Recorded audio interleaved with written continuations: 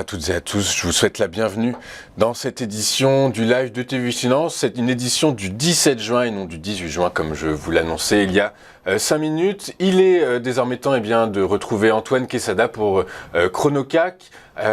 Bonjour Antoine. Bonjour Louis-Antoine. Bonjour, merci beaucoup d'être avec nous ce matin. Antoine, je rappelle que vous êtes trader, formateur et coach chez AQTS.fr et que vous êtes avec nous tous les vendredis matin pour commenter les évolutions du marché parisien. Antoine, le CAC 40 hier a clôturé sous les 5900 points. Régulièrement ici sur notre plateau, vous nous dites que le support à 5009 est un support majeur et si les cours venaient à évoluer en dessous, eh bien on assisterait à une inversion de tendance. Désolé Louis-Antoine, mais je ne vous ai jamais dit ça. Jamais dit ça? Le 5900, je n'ai pas eu l'occasion d'en parler encore. Bon.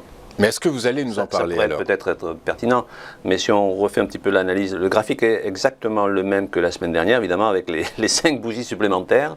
Et la semaine dernière, je mettais en évidence un essoufflement du rebond qui pour moi était technique. Bon. Avec ce fameux biseau ascendant, c'est-à-dire l'espèce de triangle montant, mais en analyse technique, c'est ce qu'on appelle un biseau, parce qu'en fait c'est un triangle qui se rétrécit avec de moins en moins de volatilité, et en plus on avait une divergence baissière. Vous vous rappelez, c'était vendredi dernier, et effectivement, donc on a un segment qui descend au-dessus de l'indicateur stochastique, que vous avez ici en pointillé bleu, et donc le fameux biseau avec des points de plus en plus hauts, et j'avais même évoqué un marteau inversé, ou plutôt une étoile filante. Donc bref, essoufflement de ce rebond techniquement, et la cassure ensuite de nouveau du support oblique ascendant en pointillé bleu, qui était la base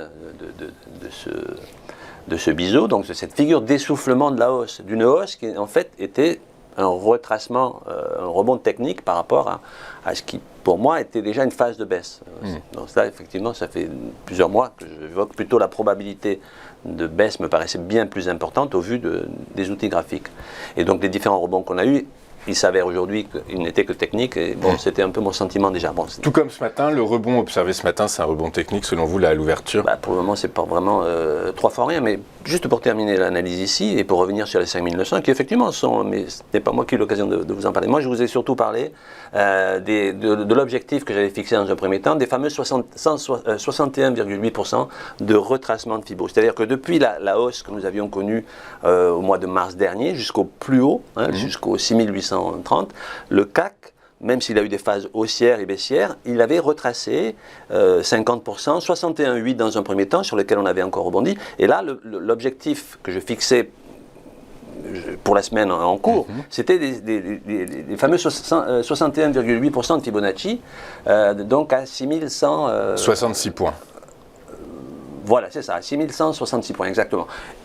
On est allé dessus et le lendemain, il y avait un gros gap baissier et depuis, on est en train de continuer à descendre. Donc pour moi, et d'ailleurs, maintenant que vous connaissez un petit peu l'analyse technique de plus en plus, parce que je vous sens de plus en plus compétent. Vous avancez. Mais en tout cas, vous m'avez souvent entendu dire que lorsqu'on a une figure ou un mouvement qui donne un objectif théorique, le fait de casser en clôture, a fortiori, les 61,8% de Fibonacci, nous amène le plus souvent, encore une fois, soyons humbles, ce n'est pas une science exacte, après les 61,8. Les 100%. Voilà. Donc, si vous me demandez quel est mon objectif, c'est les 100%. Et cet objectif, depuis la cassure, donc depuis 4 jours, c'est cet objectif, et qui est là à 5756 points.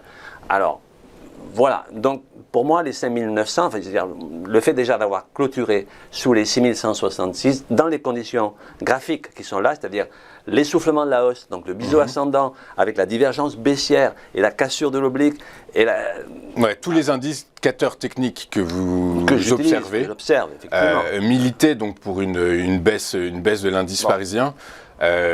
Donc, quelle est la vitesse? À quelle vitesse il va aller chercher, selon vous, les 5756 points? Bon, déjà, il est quand même allé assez vite ces derniers jours, puisqu'on passait de 6166 les 61,8 jusqu'au cours où nous sommes. Là, on est à 5900. On parlait des 5900. Écoutez, moi je ne suis pas devin. Moi, je peux fixer un objectif à partir d'une stratégie, d'une méthodologie mise en place. Donc ça peut mettre un jour ou deux, ou voilà. On est sur une séance des 4 sorcières aujourd'hui, c'est une échéance hebdomadaire, semestrielle même, donc qui risque d'avoir une certaine incidence. Alors si on parle purement de ce qui s'est passé là à l'ouverture, on a eu un petit rebond, on est allé buter sur Si je regarde un graphique en 15 minutes, là, j'oublie le journalier, je me mets en 15 minutes, sur le petit rebond qui a eu lieu hier, donc il fallait dépasser, au moins en clôture, sur le 15 minutes, là vraiment je fais de l'intraday, il fallait dépasser les 5928. On a tapé, où on est allé tout près de ce niveau-là, et on retrace un petit peu. Donc en clair, rien de flagrant pour le moment. Je vérifie juste, on a fait 5926 là ce matin, on a les 5528 en intraday pur, hein, je ne parle pas pour la suite, c'était la première résistance, donc il faudrait déjà à très court terme au moins clôturer sur des chandeliers japonais en 15 minutes, donc qui sont assez typiques de l'intraday, pour pouvoir espérer un petit peu plus. Alors, ça ne veut pas dire que si ça ne le fait pas là tout de suite ou dans la demi-heure ou dans l'heure, ça ne peut pas le faire cet après-midi. Je n'extrapole pas ça. Pour le moment, effectivement, bon, c'est une évidence aujourd'hui, ça l'était moins il y a 2 semaines. C'est une évidence que le CAC est bien baissier. La tendance est baissière, oui, effectivement. On est bien d'accord. Il y a l'inflation en zone euro qui pourrait éventuellement être un catalyseur à la hausse ou à la baisse, on verra comment est-ce qu'il ressort, mais tout à l'heure. Donc Antoine, pour résumer, la tendance est baissière. Le prochain objectif, une fois que le fameux ratio de 66%, 61,8% de Fibonacci est franchi à la baisse, il file vers les 100% à 5756 points. Donc c'est votre objectif théorique pour les prochaines séances. Pour les prochaines séances, effectivement, avec peut-être un petit rebond en séance ou une journée. Mais la tendance de fond est baissière. Oui, et ce qui est encore un petit peu plus inquiétant, sans vouloir paraître trop pessimiste, mais enfin c'est quand même le point de vue que je défends depuis plusieurs mois, pas plusieurs semaines, mais c'est que si on regarde le graphique, n'est pas ici, mais en chandelier japonais hebdomadaire, on a pas mal d'éléments qui déjà, non seulement depuis plusieurs mois, confortaient l'idée que la probabilité de la baisse était plus forte que celle de la hausse, mais qu'il y a encore un potentiel baissier au-delà de ce simple niveau des 5756 points, des 100%, oui, d'accord. On verra par la suite. Après, effectivement. Moi, je pense qu'on aura certainement un rebond sur ce niveau-là.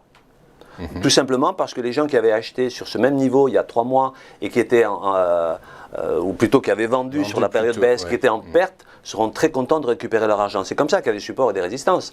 Ceux qui ont perdu de l'argent et qui n'ont pas soldé leur position, ils ne rêvent que d'une chose, c'est de récupérer leur argent. C'est-à-dire que que le marché revienne sur le niveau de prix ou le niveau de points ici, sur lequel ils sont rentrés. Donc, on aura les losers récupérant leur argent et donc ils seront contents de le faire. Et donc ça provoquera momentanément, comme souvent, un petit rebond. D'accord. Qui risque de n'être que technique. Donc le 5756 points, on va l'appeler le support des losers. Voilà, merci. Merci. C'était dit gentiment, ce n'est pas du tout. Merci beaucoup. Je rappelle que vous êtes trader, formateur et coach chez AQTS.fr et qu'on vous retrouve tous les vendredis sur notre plateau. Merci beaucoup Antoine d'être avec nous ce matin. On va marquer une pause et juste après on retrouvera les Market Movers de Thomas Andrieux. À tout de suite sur TV Finance.